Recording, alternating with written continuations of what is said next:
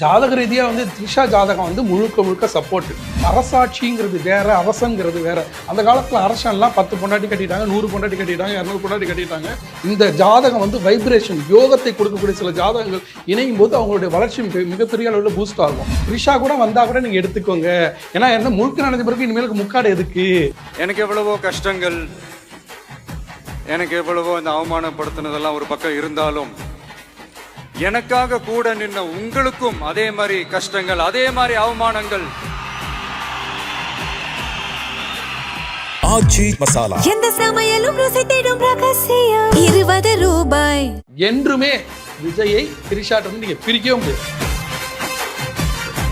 உதயநிதி ஜாதகத்தை விட விஜயோட ஜாதகம் மிக வலுவானது. இந்த விஜய் தப்பு பண்ண மாட்டான், தப்பு பண்ணவும் விட மாட்டான். தமிழ்நாடு மக்களை வசியப்படுத்தக்கூடிய ஜாதகம் விஜய் ஜாதகம். விஜயை வசியப்படுத்தக்கூடிய ஜாதகம் த்ரிஷா ஜாதகம். த்ரிஷாவை பொறுத்தவரைக்கும் பார்த்தீங்கன்னா, த்ரிஷா பாலக்காட்டில் பிறந்தவர்கள், அவர் ஒரு ஐயர் குடும்பத்தில் பிறந்த பெண். அவங்களுடைய ஜாதகம், அவங்க ஒரு டெப்டி சிஎம் ஆனாலும் வாய்ப்பு இருக்கு. த்ரிஷா அவங்க வந்து பாதி பேர் வந்து அவங்க தான் நெக்ஸ்ட் வந்து ஜெயலலிதா அம்மா இல்ல சிஎம் அப்படின்ற மாதிரிலாம் கண்டிப்பா அப்படிதான் இருக்கு. ஜாதகம் அமைப்பு அப்படிதான் இருக்கு. தன்னுடைய டிஸ்டர்பன்ஸா இருக்கக்கூடிய ஆட்களை தள்ளி வைத்துட்டு ஜெயிக்கும் ஜாதகம் தான் விஜயோட ஜாதகம். அரசாட்சியில த்ரிஷாவோட ஜாதகம் மிக வலுவாக இருக்கு. அதுல மாற்று கருத்தே இருக்க முடியாது. சேலஞ்ச் கட்டி சொல்ல முடியும். 2022 விஜய் வந்து சினிமாவை விட்டு அரசியலுக்கு வந்துருவாரு. அரசியல் ஜாதகம் அது, அரசியலில் வெற்றி பெறுவார் அப்படின்னு 2022 சொல்லிட்டேன். கான்ஃபிடென்ட்டா இருங்க, நல்லதே நடக்கும், வெற்றி நிச்சயம். மீண்டும் சந்திக்கும் வரை இல்ல மீண்டும் மீண்டும் சந்திப்போம். பக்தி கதைகள், பக்தி பாடல்கள் மற்றும் ஆன்மீக சொற்பொழிவுகள் மூலம் உங்கள் ஆன்மாவை தூய்மைப்படுத்துங்கள். இன்றைய ஆலய ஆப்பை டவுன்லோட் செய்யவும். ஆன்மீக கிளிட்ஸ் நேயர்கள் அனைவருக்கும் வணக்கம். இன்னைக்கு நம்மளோட அஸ்ட்ராலஜர் மாந்தி சீதா சுரேஷ் அவர் தான் இணைஞ்சிருக்காரு. பரபரப்பாக பேசப்படுற இந்த அரசியல் சூழ்நிலையில் இவர்கிட்ட நம்ம ஜாதக ரீதியாக இப்போது பொறுப்பேற்றிருக்கிற நம்ம முதலமைச்சர் விஜய் அவர்கள் எப்படி வந்து அரசு எப்படி நடத்த போகிறாரு, இந்த கவர்மெண்ட் எப்படி ஃபார்ம் ஆக போகுதுன்றத நிறைய விஷயங்கள் கேட்டு தெரிஞ்சுக்க போகிறோம். நிகழ்ச்சிக்கு போகலாம். சார் வணக்கம். வணக்கம் சார். நீங்கள் வந்து 2 நாள் முன்னாடி தான் வந்து நீங்கள் சொல்லியிருந்தீங்க இந்த மாதிரி அவருக்கு 9ஆம் தேதிக்கு மேலே தான் டைம் ஸ்டார்ட் ஆகும் அப்படின்னு சொல்லிட்டு. அது உண்மையுமே நடந்த மாதிரி ஃபீல் ஆகுது சார். ஆமாம். அவரை பொறுத்தவரை வந்து பார்த்தா சந்திரன் செவ்வாய் சந்திரமங்கலா யோகம், நீட்சபங்க ராஜயோகம். அதனால் எப்போதுமே அவர்களுக்கு 9ஆம் நம்பர் சிறப்பு. அவர் ஜெயிச்ச தொகுதி கூட பாருங்கன்னா 108 கூட்டிங்கன்னா 9 வரும். அதனால் 9ஆம் தேதிக்கு மேலே அவர்களுக்கு எல்லாமே ஃபார்ம் ஆகிடும் சொன்னால் அதுக்கான நிகழ்வுகள் எல்லாமே நடந்துட்டுருக்கு. அதுக்கடுத்து வந்து பார்த்தீங்கன்னா இது ஒரு கேள்வி கேட்கணும். அது என்ன சார் அந்த நீச்சபங்க ராஜயோகம்? யாரை கேட்டாலுமே இப்போ எங்கே இருந்தாலும் எல்லா ஜோதிடக்காரர்களும் இல்லை அவருக்கு நீச்சபங்க ராஜயோகம் அவருக்கு இருக்குது, மோடி அவருக்கு இருக்குது, இவங்களுக்குலாம் இருக்குது அப்படின்னு சொல்லிட்டு, ஏன் உதய் அவர்களுக்கு கூட இந்த நீச்சபங்க ராஜயோகம்னு சொல்லிட்டு இப்போது இது ரொம்ப பரவலாக பேச ஆரம்பிச்சிடுச்சு. எல்லாரும் அவங்களோட ஜாதகத்தை எடுத்துகிட்டு போய் எனக்கு அந்த நீச்சபங்க ராஜயோகம் இருக்கா பார்த்து சொல்லுங்கன்னு சொல்கிற மாதிரி. அது எப்படி சார்? அது ஒரு நீட்சபங்க ராஜயோகம் அப்படின்னா இன்னும் ஒன்றுமே இல்லாமல், நீட்சபங்கன்னா ராசியில் நீட்சமான ஒரு கிரகம் அம்சத்தில் உச்சத்துக்கு போயிடுவாங்க. இப்போ அவர் அப்பா காலத்தில் அவருடைய சொத்து மதிப்பெல்லாம் நீங்கள் கணக்கிட்டு பார்த்தீங்கன்னா அவர் ஒரு இயக்குனராக இருந்தாலும் ரொம்ப குறைவாக தான் இருக்கும். ஆனால் இவர் காலத்தில் அதே செவ்வாய் வந்து நிறைய இடம் மண்மனைலாம் வாங்குறதுக்கான யோகத்தை கொடுத்துருக்கோம். அதேமாதிரி ஒரு சிலருக்கு இந்த நீட்சபங்க ராஜகம் ஒரு பெண்ணுக்கு வந்து பார்த்தீங்கன்னா பிறந்த இடத்துல ஒன்றுமே இருக்காது, அது ராசி. அதே அம்சத்தில் வந்து பார்த்தீங்கன்னா மாமனார் வீட்டில் போய் நல்ல சொத்துள்ள இடத்துக்கு போயிடுவாங்க. அதேமாதிரி ஒரு சிலர் வந்து பார்த்தீங்கன்னா படிக்கிற காலத்தில் நார்மலாக இருப்பாங்க, இன்னுமே படிக்க தெரியாது, ஒரு ஏழை குடும்பமாக இருப்பாங்க. படித்து முடிச்சுட்டு அம்சத்தில் கிரகம் நல்லா இருந்த நீட்சபங்க ராஜகத்தில் பெரிய வேலைக்கு போய் நிறைய சம்பாதிப்பாங்க. அதுதான் நீட்சபங்க ராஜயோகம்னா இளமையில் வறுமை, முதுமையில் வளமை. அந்த மாதிரி இதான் நீட்சபங்க ராஜயோகம். ரொம்ப நன்றி சார். நிறைய பேருக்கு இப்போ இது தெளிவு ஆயிருக்கும் நான் நினைக்கிறேன். இளமையில கஷ்டம், பிறப்புல வந்து கஷ்டப்படுவாங்க, அதான் நீச்சம்னா கஷ்டம்னு அர்த்தம். அதுக்கப்புறம் அதுவே யோகமா மாறி நீட்சபங்க ராஜயோகத்துக்கு போயிடும். அப்ப அவங்களுடைய வளமையில வந்து பாத்தீங்கன்னா அதுக்கப்புறம் வந்து பெரிய லெவல்ல போயிருவாங்க. அதான் நீட்சபங்க ராஜயோகங்கிறது. Fine sir. இப்போ இது வந்து ஜாதக ரீதியா இந்த பொலிட்டிக்கல் கட்டமைப்பு எப்படி இருக்கு அப்படின்னு சொல்லிட்டு எல்லாருக்குமே ஒரு கியூரியாசிட்டி இருக்கு சார். இப்போ முக்கியமா எல்லாருமே வந்து இந்த நியூஸ் சேனல்ஸ் பார்க்கறத விட இல்லை ஜோதிடங்கள் என்ன சொல்லுது, ஜோசியக்காரங்க என்ன சொல்றாங்க அப்படின்னு, யார் ஆட்சி அமைப்பாங்க அப்படின்னு ஒரு கியூரியாசிட்டி வந்து டெவலப் பண்ணிட்டாங்க சார் இந்த ஜோசியக்காரங்க, அதை நம்ம அக்செப்ட் பண்ணியே ஆகணும். இப்போ விஜய் அவர்கள் இந்த சிஎம் ஆகிட்டாரு சார். இதுக்கப்புறம் அவரே வந்து இந்த பெரும்பான்மையை நிரூபிக்கிறதுக்கு எவ்வளோ கஷ்டப்பட்டாருன்னு நமக்கு தெரியும்ல சார். ஸோ இந்த ஆட்சி தொடருமா அப்படின்ற நிறைய பேருக்கு இப்போ வந்து ஒரு கேள்வியாகவே இருக்குல்ல சார். பொதுவாகவே நான் 2022லேயே விஜய் வந்து சினிமா விட்டு அரசியலுக்கு வந்துடுவார், அரசியல் ஜாதகம் அது, அரசியலில் வெற்றி பெறுவார் அப்படின்னு 2022லேயே சொல்லிட்டேன். இப்போ நிறைய பேர் நான் சொன்னேன் நீ சொல்கிறேன்னு சொல்கிறாங்க. அதில் எனக்கு வந்து உடன்பாடு இல்லை. என்னை பொறுத்தவரை நான் அப்போவே சொல்லிட்டேன். இப்போ வந்து பார்த்தீங்கன்னா அவரை பொறுத்தவரை அவர் வந்து கடக ராசி, பூச நட்சத்திரம், கன்னி லக்னம். அவருக்கு வந்து பார்த்தீங்கன்னா ஆளுமையான ஜாதகம். அதே மாதிரி சினிமா கேரியர்லேயும் வந்து பார்த்தீங்கன்னா சுக்கரன் ஆனப்பட்டவர் யோகமாக இருந்தார். அதே செவ்வாய் பரிவர்த்தன யோகத்தில் இருந்ததால் அது நீட்சபங்க ராஜயோகத்தில் போகும்போது அவங்களுக்கு வந்து பார்த்தீங்கன்னா சுக்கிரன், அதாவது கலைத்துறையின் மூலியமாக சம்பாரித்து ஒரு பொசிஷன் போகணும். அதே மாதிரி சூரியனும் அவருக்கு வந்து பயங்கரமான யோகத்தில் சூரியன் சனி அவரோட மாந்தி இருக்கிறதால மிகப்பெரிய ராஜயோகத்துக்கு போய் அவர் அரசாட்சிக்குள்ளார வராங்க. இல்லை இந்த மாந்திங்கிறது ஒரு தோஷமாக இருக்குது. நம்ம ஒரு மாந்தி அஸ்ட்ராலஜர், அதனால தான் வந்து அவர் வந்து அந்த அரசாட்சிக்கு வரும்போது வந்து டிஃபெக்ட் பண்ணுது. இப்போ அவருக்கு நடந்துட்டு இருக்கிற நேரம் வந்து கோச்சார பலன்னு சொல்லுவாங்க. கோச்சார பலனில் வந்து பார்த்தீங்கன்னா யோகசனி காலமானது தொடங்கிடுச்சு. அந்த யோகசனி காலத்தில் வந்து பார்த்திங்கன்னா பிச்சைக்காரனாக இருந்தாலும் அவங்க ஆசையை நிறைவேற்றுறதுக்கு சனி பகவான் ஒரு வாய்ப்பை கொடுப்பார். அந்த காலம்தான் யோகசனி காலம்னு சொல்கிறது. அந்த யோகசனி காலம் இப்போ அவருக்கு தொடங்கியிருக்கு. அவரோட ஆசையை அவர் நிறைவேற்றிக்கலாம். அதுக்கான வாய்ப்புகளும் அவரோட ஜன ஜாதகத்தில் இருக்குது. அதுக்காக அவர் வந்து இப்போ சிஎம்லாம் ஆகிட்டார். அதே மாதிரி வந்து அவர் என்றைக்கும் வந்து பார்த்திங்கன்னா அரசியலில் ஒரு நல்ல கோலாட்சியாக இருப்பார். எம்ஜிஆர் மாதிரியோ என்டிஆர் மாதிரியோ அவர் வந்து ஒரு பேர் சொல்கிற ஒரு நபராக இருப்பதற்கான வாய்ப்புகள் பிரகாசமாக இருக்குது அவரோட ஜாதகத்தில். ஒன்று. ரெண்டாவது வந்து பார்த்திங்கன்னா அவர் வந்து இப்போ தற்கொலைன்னு சொல்கிறாங்க. அதே மாதிரி வந்து இவரெல்லாம் பாதியில் விட்டுட்டு போயிடுவார், அறுதி பெரும்பான்மைக்கே இவ்வளோ கஷ்டப்பட்டார் அப்படின்லாம் சொல்கிறாங்க. இன்னும் நீங்கள் வேணால் பாருங்கள், அடுத்து வரக்கூடிய இப்போ வந்து கோச்சாரத்தில் சனி நல்லா வந்துட்டார். ஆனால் ராகு வந்து அஷ்டமத்தில் இருக்கிறார். 13/11/2026 குறித்து வச்சுக்கோங்க. 13/11/2026 ராகு கேது பயிற்சிக்கு அப்புறம் இன்னும் பல எம்எல்ஏக்கள் இவங்கள்ட்ட வந்து இவருடைய எண்ணிக்கை கூடிடும். அதனால் வந்து ஆட்சியில் வந்து பெருசாக வந்து ஆட்சி டிசால்வ் ஆகிடும், ஆட்சியில் பிரச்சனை ஆகிடும், இவர் விட்டுட்டு போயிடுவார் அப்படின்னு சொல்கிறதுலாம் பொய். அப்படிலாம் இல்லவே இல்லை. அது மாதிரிலாம் இல்லை. இவர் 5 வருஷத்தை சூப்பராக ஆண்டுட்டு போயிடுவார். ஏன் காரணம் என்னன்னா இப்போ யோகசனி காலம் தொடங்கும்போது ஆட்சிக்கு வந்துட்டார். யோக சனி காலமே 7.5 ஆண்டு காலம் இருக்குது. அதில் வந்து பார்த்தீங்கன்னா இவருக்கு அந்த ராகுன்னு ஒன்று இருக்கு இல்லையா, அந்த ராகு வந்து என்ன பண்ணுறாருன்னா புதனுடைய நட்சத்திர காலில் கேட்டை 3ஆம் பாதத்தில் போகிறார். புதன் என்பது தான் கையெழுத்து போடுறது. இப்போ சிஎம்மாக கையெழுத்து போடுறதுங்கிறது புதன். அந்த புதன் பலம் இவருக்கு கம்மி. மாமனார் விட்டால் இவருக்கு அதிக லாபம் இல்லை. அந்த புதன் என்பது தாய் மாமனார் லாபம் இல்லை அதிகமாக, மாமனார் விட்டால் லாபம் இல்லை. தாய் மாமன் வந்து உதவி பண்ணார், அந்த நேரத்தில் உதவிலாம் பண்ணார். ஆனால் அவரால் பெரிய லாபம் வந்து இவருக்கு ஒன்றும் பூஸ்ட் பண்ணி கொடுக்க முடியல. அதே மாதிரி வந்து பார்த்தீங்கன்னா அந்த புதன் வந்து இவருக்கு பெரிய பலத்தில் இல்லை. அந்த புதன் கேட்டை நட்சத்திரம் 3ஆம் பாதத்தில் தடையில் போகிறதால தான், அது ராகுவோடைய காரகத்துவமாக போகிறதால தான் இவ்வளோ பெரிய பிரச்சனை. அதனால தான் சிஎம்னு கையெழுத்து போகிறதால அவ்வளோ பெரிய பிரச்சனையை அவர் சந்திச்சார். இனிப்பேலுக்கு வந்து அது இன்னும் டேலி ஆகிடும். அந்த இடத்த வந்து ஃபுல்லாக பண்ணுறதுக்கான புதன் காரகத்துவமாக நிறைய பேர் வந்துருவாங்க. இந்த புதன் காரகத்துவமாக நான் வந்து என்ன சொல்லியிருந்தேன்னா, த்ரிஷா கூட வந்தால் கூட நீங்கள் எடுத்துக்கோங்க. ஏன்னா என்ன முழுக்க நடந்த பிறகு இனிமேலுக்கு முக்காடு எதுக்கு, நீங்கள் தான் எல்லா இடத்துலையும் போகிறீங்களே அப்படின்னு நான் சொல்லிட்டேன். ஏன்னா எல்லாருக்கும் அது உண்டு. அரசாட்சி ஒரு கேள்வி இருக்குது சார். எல்லாருமே வந்து விஜய் அவர்களோட ஆட்சி, விஜய் அவர்களோட ஜாதகம், விஜய் அவர் எப்படி கவர்மெண்ட் ஃபார்ம் பண்ணுவார், அவர் சிஎம் ஆயிடுவாரா அப்படின்ற இந்த ஒரு கேள்வி இருக்கும்பொழுது நீங்க சொன்ன மாதிரியே இந்த ட்ரிஷாவோட எனர்ஜி பேசுறது இது வந்து ஒரு பக்கம் அவருக்கு அகைன்ஸ்டா ஏதாவது ஒரு கிரியேட் பண்ணும் அப்படின்ற மாதிரியும், இன்னொரு பக்கம் வந்து ஜாதக ரீதியா ட்ரிஷா பத்தி இங்க யாருமே பேச, ஜாதக ரீதியா வந்து ட்ரிஷா ஜாதகம் வந்து முழுக்க சப்போர்ட். நீங்கள் வேணால் நல்லா புரிந்து கொள்ளுங்கள். தயாள அம்மாள் இருக்கும்போது ராசாத்தி அம்மாள் வந்த பிறகு தான் மிகப்பெரிய வளர்ச்சி வந்து கலைஞருக்கு. அதே தயாள அம்மாள் பிரச்சனை பண்ணியிருந்தால் எப்படி ராசாத்தி அம்மாள் உள்ளே வந்திருப்பாங்க. அதேமாதிரி ஜானகி அம்மாள் இருக்கும்போதே ஜெயலலிதா அம்மா உள்ளே வந்தாங்க. ஜானகி அம்மாள் ரொம்ப பிரச்சனை பண்ணியிருந்தால் எப்படி ஜெயலலிதா அம்மா இருந்திருப்பாங்க. ஏன்னா அரசாட்சிங்கிறது வேற, அரசங்கிறது வேற. அந்த காலத்தில் அரசன்லாம் 10 பொண்டாட்டி கட்டிட்டாங்க, 100 பொண்டாட்டி கட்டிட்டாங்க, 200 பொண்டாட்டி கட்டிட்டாங்க. இந்த ஜாதகம் வந்து வைப்ரேஷன், யோகத்தை கொடுக்கக்கூடிய சில ஜாதகங்கள் இணையும் போது அவங்களுடைய வளர்ச்சி மிகப்பெரிய அளவில் பூஸ்ட் ஆகும். இதில் வந்து பார்த்தீங்கன்னா அந்த கடந்த காலங்களில் இதுதான் நீங்கள் அந்த எல்லா அரசருடைய வரலாறு நீங்கள் எடுத்து பாருங்க தெரியும். எனக்கு இங்கே ஒரு கேள்வி இருக்குது சார். அப்போது நீங்கள் தயாளு அம்மான்னு சொல்கிறீங்க, ஜானகி அம்மான்னு சொல்கிறீங்க, அவங்க எல்லாருமே கோர்ட்டு கேஸ் அப்படின்றது போல் இல்லை. ஆனால் இப்போ சங்கீதா அவங்க வந்து கோர்ட்டு கேஸுன்னு போய் டைவர்ஸ் வரைக்கும் போயிருக்கும்போது இது எப்படி இல்லை, அதை அவங்க புரிந்து கொள்ளலை. நீங்கள் நல்லா புரிந்து கொள்ளுங்க. ஒரு சராசரி மனுஷனாக இருந்தீங்கன்னா நீங்கள் சண்டை போடுறதுல நியாயம் இருக்குது. ஒரு சாதனை மனுஷன், மக்களுக்கான மனுஷன் அப்படிங்கும்போது நீங்கள் சண்டை போட முடியாது. அந்த ராகு வந்து சுக்கிரனோட சேர்ந்து பெரிய புகழை கொடுக்கும். அந்த புகழை கொடுக்கும்போது அதுக்கான சம்பளம், அதுக்கான வருமானம், அதுக்கான புகழ் எல்லாமே கிடைக்கும். அவ்வளவு தூரம் கிடைக்கும் போது அதுக்கான பிரச்சனையும் அது கொடுக்கும். அப்போ நீங்கள் புகழ் வேணாம், பிரச்சனை வேணாம், எனக்கு வந்து இப்போ சினிமா கெரியர் வேணாம், சினிமா நடிகன் அந்த புகழ் வேணாம், எதுவுமே வேணாம், வாங்க ஊர்ல பொட்டி கடை வச்சுக்கலாம்னா இந்த பிரச்சனை வேணாம். சரி சார். இப்போ அப்ப இது இந்த அளவுக்கு புகழ் இருக்கும்போது அந்த புகழால் வரக்கூடிய சிரமங்களையும் நீங்க வந்து எடுத்துக்க தான் ஆகணும். இப்போ சங்கீதா அவங்களோட கெரியர், அவங்களோட சங்கீதா அவங்களோட லைஃப் வந்து விஜய் அவங்களோட எப்படி சார் அப்படி ஒண்ணுமே பண்ணல. நீங்க நல்லா புரிந்து கொள்ளுங்க. விஜயோட கெரியரை நீங்க நல்லா கணக்கு போட்டு பாருங்க. விஜய் என்ன பண்ணாருன்னா ஃபர்ஸ்ட் வந்து அவங்க அப்பா S.A. சந்தர் சார் அறிமுகப்படுத்தி வச்சார். அறிமுகப்படுத்தி வச்சு படங்கள்லாம் கொடுத்தாரு. ஆனா அதுக்கப்புறம் இவர் கொஞ்சம் வளர்ந்து போகும்போது வந்து பார்த்தீங்கன்னா அவர் வந்து நிறைய விஷயங்கள கதைகள்லாம் தலையிட்டு இவருக்கு வந்து அந்த கெரியர் பாதிக்கிற மாதிரி தெரிஞ்ச உடனே அப்பா நீ கொஞ்சம் ஒதுங்கி இருன்னு அவரை விட்டு ஒதுங்கி நின்று வந்து கதை கேட்டு கதைக்கான கலக்கத்தை உருவாக்கி டான்ஸ்லாம் கற்றுக்கிட்டு தன்னை பெரிய ஸ்டாராக வளர்த்துக்கிட்டாரு. அதனால வந்து அப்பாவை மதிக்கல, அப்பா விட்டு ஒதுங்கிட்டாரு அப்படின்னு அர்த்தம் இல்லை. அதே மாதிரி வந்து அதுக்கடுத்து அரசியலுக்கு வரும்போது என்ன பண்ணாருன்னா அப்போ வந்து திரிஷா பிரச்சனைலாம் இருக்கு. அதுக்கடுத்து வந்து பார்த்தீங்கன்னா இவர் அரசியல் வரும்போது ஒய்ஃப் என்ன சொல்றாங்க, அரசியலுக்குலாம் போவேனா, இல்லை படத்தை விட்டுட்டாங்க, விஜயகாந்த்லாம் விட்டுட்டாரு, நீங்கள் அது மாதிரிலாம் விட்டுருவீங்க போயிடுவீங்க அப்படி இப்படின்னு ஏதோ சொன்னவொடனே அதெல்லாம் வேணாம் நீ வேலையை பாரு அப்படின்னு சொல்லி அவங்கள ஒதுக்கி வச்சுட்டு இவர் திருப்பி வந்து இப்போ அரசியலில் ஜெயிக்கிறாரு.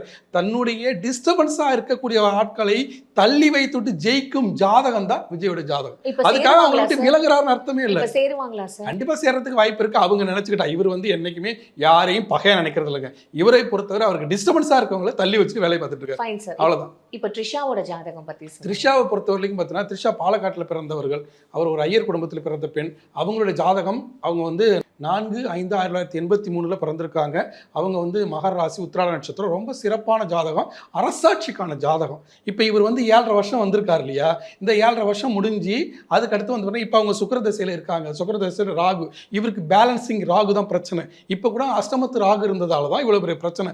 வரக்கூடிய 11ஆம் மாதம் 13ஆம் தேதிக்கு மேலே அந்த அஷ்டமத்து ராகு மாறி 7ஆம் இடத்துக்கு போயிடுவார். 7ஆம் இடத்துக்கு போகும்போது இவருக்கு பிரச்சனை இருக்காது. அதுதான் இவருக்கு எதிரி உருவாக்குனது, அரசாட்சியில் பெரிய குழப்பத்தை உருவாக்குனது. அதையெல்லாம் பேலன்ஸ் பண்ணுற ஜாதகம் புதனுடைய நட்சத்திர காலிலே போய் அவ்வளோ தூரம் யோகம் பெற்ற ஜாதகம் த்ரிஷாவோட ஜாதகம். அதனால் அந்த வைப்ரேஷன் ஒர்க் அவுட் ஆகுது, வேற ஒன்றுமே இல்லை. இது ஒன்று. அதை வந்து நீங்கள் வந்து குற்றம்னு சொல்ல முடியாது, அதை வந்து சரின்னு ஏற்றுக்கவும் முடியாது, குற்றம்னு சொல்ல முடியாது. இப்போ த்ரிஷா அவங்க வந்து பாதி பேர் வந்து அவங்க தான் நெக்ஸ்ட் வந்து ஜெயலலிதா அம்மா இல்லை சிஎம் அப்படின்ற மாதிரிலாம் கண்டிப்பாக அப்படி தான் இருக்குது. ஜாதக அமைப்பு அப்படி தான் இருக்குது. இவங்க எம்ஜிஆர் மாதிரி அவ்வளோ வலுவாக இருக்குது. அந்த அம்மா வந்து பார்த்தீங்கன்னா இப்போ சுக்கிரதசையில் ராகுபுத்தியில் இருக்காங்க. இன்னும் 7.5 ஆண்டு காலம் கழிச்சு அவங்க அரசியலில் ஃபுல்லாக என்ட்ரி ஆகிற மாதிரி இருக்காங்க. இவர் யோகாசனி காலத்தை முடிப்பார். அவங்களுடைய லாப காலத்தில் திருப்பி அவங்க அரசியலில் உள்ள வரதுக்கு வாய்ப்பு இருக்குது. அவங்க ஒரு டெப்டி சிஎம் ஆனாலும் வாய்ப்பு இருக்குது. இவர் சிஎம் அவங்க டெப்யூட்டி சிஎம். இவர் சிஎம் அவங்க டெப்யூட்டி சிஎம். அது வந்து எப்படி வேணாலும் காலம் இருக்கும். ஆனால் அவங்களை பொறுத்தவரை அரசாட்சியில் த்ரிஷாவோட ஜாதகம் மிக வலுவாக இருக்கு. அதில் மாற்று கருத்தே இருக்க முடியாது, சேலஞ்ச் கட்டி சொல்ல முடியும். ஏன்னா அந்த ஜாதகம் அவ்வளோ வலுவாக இருக்கு. அதில் வந்து சூரியன் உச்சமான ஜாதகம், அதே மாதிரி செவ்வாய் ஆட்சியான ஜாதகம், சனி பகவான் உச்சமான ஜாதகம், மாந்தி யோகம் பெற்ற ஜாதகம். அந்த ஜாதகம் எல்லாமே முழுக்க விஜய்க்கு பொருந்தி வருது. இதில் அதான் உண்மை. இவருக்கு எதெல்லாம் மைனஸோ அதெல்லாம் அங்கே ப்ளஸ், அவங்களுக்கு எதெல்லாம் மைனஸோ அதெல்லாம் இங்கே ப்ளஸ். இது ரெண்டும் சேர்ந்துச்சுன்னா கப்ளிங் போட்ட மாதிரி அப்படியே ஸ்ட்ராங்காக நின்றுக்குது. அடித்து சொல்ல முடியும் என்னன்னா, என்றுமே விஜயை திரிஷாட்டிருந்து நீங்கள் பிரிக்கவே முடியாது. இதுதான் உண்மை. இது ஜாதக ரீதியான கட்டம். அவங்க உறவுகளுக்குள்ள நான் போகல, அந்த விஷயத்துக்கு நான் வரவே இல்லை.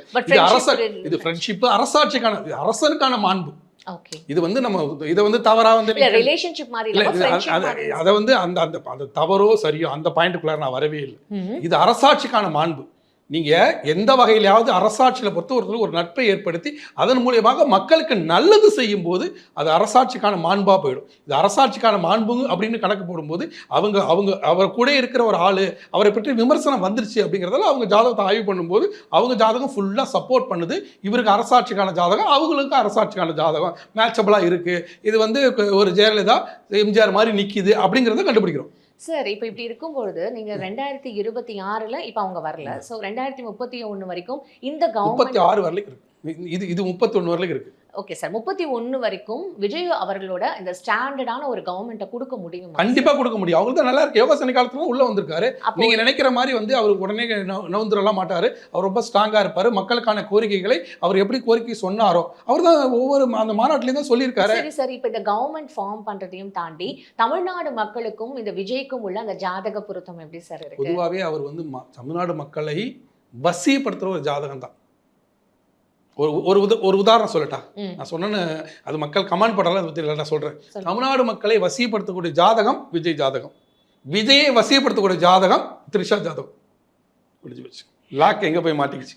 சரி சார். அப்ப இந்த தமிழ்நாடு மக்களுக்கு வந்து இப்ப சிறப்பான ஒரு ஆட்சி இவரால கண்டிப்பா கொடுக்க முடியும், கண்டிப்பா கொடுக்க 5 முடியும், வருஷம் இவரால சிறப்பான ஒரு கண்டிப்பா ஆட்சி. கொடுக்க முடியும். இவர் எல்லாமே வந்து ஏன்னா இவர் இல்ல நிறைய விமர்சனங்கள் வரும், அது இன்னும் மறுப்பதற்கு இல்லை. நிறைய விமர்சனங்கள் வரும், நிறைய கத்துப்பாரு. இனிமேலுக்கு தான் வந்து அரசாட்சியில நிறைய விஷயங்களை எடுத்துக்க முடியும், நிறைய விமர்சனங்கள் வரும். அது ஆனா இவர் ஒரு சிறப்பான ஆட்சியை கொடுப்பார், அதுல வந்து மாற்று கருத்து இல்லை. எம்ஜிஆர் எப்படி ஆண்டாரோ அதே மாதிரி ஒரு சிறப்பான ஆட்சி இன்றைய இளம் தலைமுறை பிள்ளைங்களுக்கு. அன்னைக்கு வந்து எம்ஜிஆர் காலத்துல எம்ஜிஆர் அந்த ரசிகர்கள் விரும்பினார்கள், அவருக்கு அதுக்கான ஆட்சி அவர் கொடுத்தார். அதே மாதிரி இன்னைக்கு இளம் தலைமுறை பிள்ளைகள் வந்து பார்த்தீங்கன்னா அதுவும் பெண்கள் வாக்கு அதிகமாக வாங்கியிருக்காரு. இன்னைக்கு இளம் தலைமுறை பிள்ளைகள் விஜய் விரும்புறாங்க, அந்த விருப்பத்தை நிறைவேற்ற மாதிரி ஆட்சி கொடுத்துருவாரு, அதுல மாற்று கருத்தே இல்லை. Okay sir. ஒன்னே ஒண்ணுதான், இப்ப வந்து இவர் வந்து ஒரு விமர்சனம் வருது, ஒரு மாசம் 2500 எப்படி கொடுப்பாரு? அவரே சொல்லியிருக்காரு, எப்பா நீங்க 1000 ரூபாய் கொடுத்தீங்க, கமிஷன் அடிச்சுக்கிட்டீங்க, நான் கமிஷன் அடிக்காம கொடுத்துட முடியும். இன்னொன்று வந்து நிறைய இன்வெஸ்ட்மெண்ட், அதெல்லாம் ஒரு பெரிய திட்டமே மாஸ் வச்சிருக்காரு. அந்த மாதிரிலாம் திட்டங்கள் 6 சிலிண்டர், 6ங்கிறது அவருக்கு அதிர்ஷ்ட நம்பர். அதனால 6 சிலிண்டர் தூக்கி கொடுத்தாரு. சார் நீங்க என்ன சார் எல்லாமே பொலிட்டிக்கலோட வந்து ஜாதகத்தை லிங்க் பண்ணி நீங்க ஜாதக இணைப்பு இல்லாமல் வந்து அவருக்கு வரவே இல்லையே. ஏங்க திருச்செந்தூர்ன்றீங்க, ஆனா அவர் ஜெயிச்சாருன்றீங்க, 6ன்றீங்க, ஏன்னா பொலிட்டிக்கல் இல்ல. நீங்க நல்லா புரிஞ்சுக்கணும், நல்ல நேரம் வரும்போது நல்ல எண்கள் உங்களுக்கு ஆக்டிவேட் ஆயிடும். அவர் கூட இருக்கிற அந்த ஜோதிடர் வந்து இந்த மாதிரி கூட இருக்கிற ஜோதிடரும் அது மாதிரி டிசைன் பண்ணுவாங்க, சிலது நல்லதாவே வந்துடும். இப்ப ஸ்டாலின் ஐயாவுக்கு நேரம் சரியில்லை, 8000 ரூபாய் கொடுப்பேன்னு கூப்பர் 8000 அறிவிச்சாரு, ஏன் 8ன்னு அறிவிச்சாரு? 8ங்கிறதே சனீஸ்வரபாட நம்பர், சீன் முடிஞ்சு போச்சே. 8ங்கிறதே சனீஸ்வரபாட நம்பர், அப்ப என்ன ஆச்சு? 8000 ரூபாய் கூப்பன் ஆயிடுச்சு. ஓ, அதுதான் வந்து நீங்க எல்லாமே வந்து இந்த அப்படிதான் இயக்கும், இயற்கை அப்படிதான் இயக்கும். நீங்க ஜாதகத்துல குறிச்சு கொடுக்க அந்த கோள்களும் இந்த பிளானட்ஸ் அப்படிதான் இயக்கும். இந்த அரசியல்ல முக்கியமான ஒரு முக்கியமான அந்த காலத்துல வந்து என்டிஆர்லாம் இருந்தாருன்னா, என்டிஆர் வந்து ஜோதிடத்துல ஒரு அமைச்சரை வச்சிருந்தார், ஒரு அமைச்சரை வச்சிருந்தாங்க.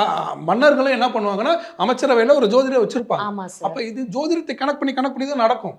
நீங்க விரும்பினாலும் அதுல உள்ள ஜோதிஷம் இருக்கும். அதை நீங்க விரும்பல அப்படின்னா ஒண்ணுமில்லை. இன்னைக்கு நீங்க வந்து பாத்தீங்கன்னா என்ன வந்து கேள்வி கேட்க வந்திருக்கேன், நான் ஒரு முருக பக்தர். நீங்க கட்டுக்கப்படவே கிரீன் தானே, கிரீன் முருகப்பெருமானோட கலராச்சே. முருகப்பெருமான் விரதம் இருந்தா பச்சை கலர்ல தான் நல்லா கட்டிக்குவாங்க. அப்ப நீங்க கரெக்டா என்ன கேக்குறீங்கல்ல, நான் இப்படிதான் பொருத்துவேன். ஓகே சார், நான் சொல்றது புரியுதுங்களா? அப்ப வந்து இங்க எல்லாமே உங்களை அதை நோக்கி நல்ல நேரம் வரும்போது நல்ல எண்கள் ஆக்டிவேட் ஆகும், கெட்ட நேரம் வரும்போது கெட்ட எண்கள் ஆக்டிவேட் ஆகும். இவருக்கு நல்ல நேரம் வந்துச்சு 9, 6ங்கிறதுலாம் அவருக்கு நல்ல நம்பர் ஆக்டிவேட் ஆச்சு. இப்ப ஸ்டாலின் ஐயாவுக்கு கெட்ட நேரம் வருது, 8ஆம் நம்பருக்கு 8000 ரூபாய் கூப்பன்னு கெட்ட நம்பரை கொண்டு போறாரு, அது வந்து தோக்குது. இவ்வளவுதான் நேச்சர், அது அப்படிதான் கொண்டு போகும். சோ இந்த கோள்கள் முக்கியமான வந்து இந்த நம்பர்ஸ் வந்து ப்ளே பண்ணும் அப்படி. ஆமா, நம்பர்ஸ் ஜனஜாதகம் என்பது சாப்பாடு மாதிரி. இந்த நம்பர்ஸ்லாம் அதில் பொரியல் கூட்டு மாதிரி அந்த நம்பரும் சேர்ந்துக்கும். Fine sir. அப்போ சேர்ந்துக்கும் போது அதோடைய ஆக்டிவேஷன் உங்களுக்கு வந்து மிக வலுவாக இருக்கும். விஜயை பொறுத்தவரை விஜய் வந்து இப்போ மக்களுடைய செல்வாக்கில் வந்திருக்காரு. அந்த செல்வாக்கை மற்றவர்கள் கேலி செய்கிறார்கள். எம்ஜிஆர் வரும்போது இப்படி தான் கேலி செஞ்சாங்க, அண்ணா வரும்போது இப்படி தான் கேலி செஞ்சாங்க, காமராஜர் வரும்போது கேலி செஞ்சாங்க, வெள்ளக்கார நாட்டை விட்டு போகும்போது வந்து பார்த்தீங்கன்னா இவங்க மட்டும் என்னடா பண்ணிட போகிறாங்க அப்படின்னு கேலி செஞ்சாங்க. ஆனால் எல்லாமே கேலி ஃபர்ஸ்ட் ஆரம்பிக்கும் போது எல்லாரும் கேலி தான் பண்ணுவாங்க. எல்லாரும் கேள்வி. ஆமாம், நாளை திருப்பு படத்தில் விஜய் வரும்போது இவெல்லாம் ஒரு புள்ளன்னு சொல்லி கூட்டு வந்து இவர் நடிக்க வைக்கிறார் எஸ்சி அப்படின்னு கேலி தான் செஞ்சாங்க. அதே மாதிரி அந்த நேரத்தில் வந்து இவருக்கு காம்படிஷனாக இருக்கிற அஜித் வந்து சாக்லேட் பாய் மாதிரி இருப்பார், அழகாக இருப்பார்.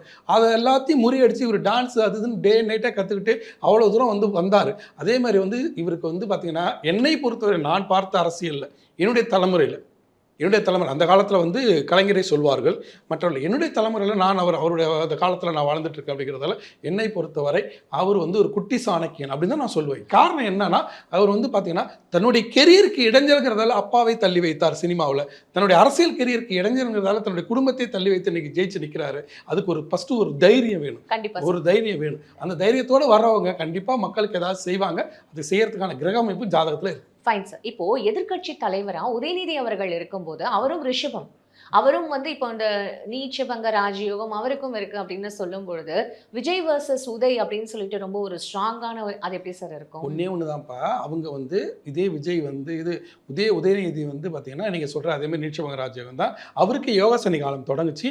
யோகாசனி காலம் தொடங்கும் போது தான் அவருக்கு டெப்டி சிஎம் ஆனார். யோகாசனி காலத்தில் 5 வருஷத்தை ஓட்டிட்டாரு. இப்போ வந்து அவர் லாபசனியில் தான் இருக்கார்.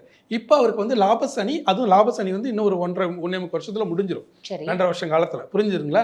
அப்போ அப்போ அப்படி முடியும் போது கடைசி இடத்துல இருக்கிறதால இவர் ஆரம்பத்தில் இருக்கார், யோகசனி காலத்தில் தொடக்கத்தில் இருக்காரு, அவங்க யோகசனி காலத்தில் முடிவில் இருக்காங்க. அது எப்படி பேலன்ஸ் ஆகும்? இவங்க தான் ஜெயிப்பாங்க.